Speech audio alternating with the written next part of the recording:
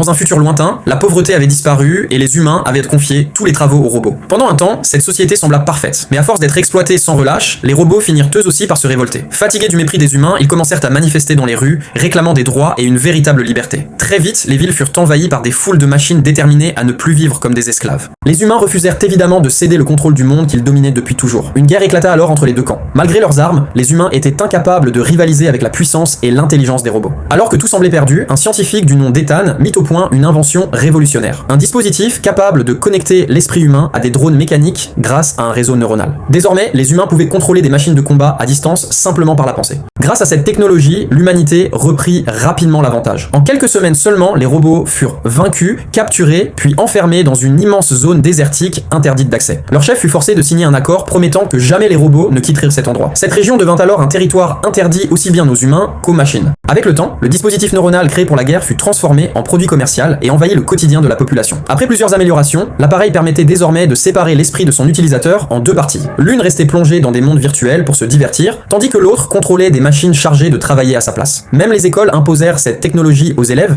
mais une adolescente nommée Amy refusait catégoriquement ce mode de vie. Elle voulait rester ancrée dans le monde réel et rejetait ces illusions artificielles qui rendèrent les gens passifs et déconnectés. Un soir, alors qu'elle pensait les robots définitivement disparus, Amy entendit un bruit étrange à l'extérieur de sa maison. En regardant par la fenêtre, elle aperçut une silhouette métallique s'enfuir dans l'obscurité. Malgré sa peur, elle sortit vérifier, puis rentra aussitôt, terrorisée. Elle tenta de réveiller son père adoptif, mais celui-ci était complètement absorbé par son univers virtuel et incapable de réagir. Sans autre solution, Amy se réfugia dans sa chambre et se cacha sous son lit. Après avoir fouillé la maison, le robot finit par la trouver. Pourtant, il ne semblait pas agressif. Son apparence presque innocente contrastait avec la peur qu'il inspirait. Le robot prit alors une photo montrant Amy aux côtés de son petit frère disparu, puis il désigna l'enfant avant de se pointer lui-même, comme pour lui faire comprendre qu'il était ce garçon.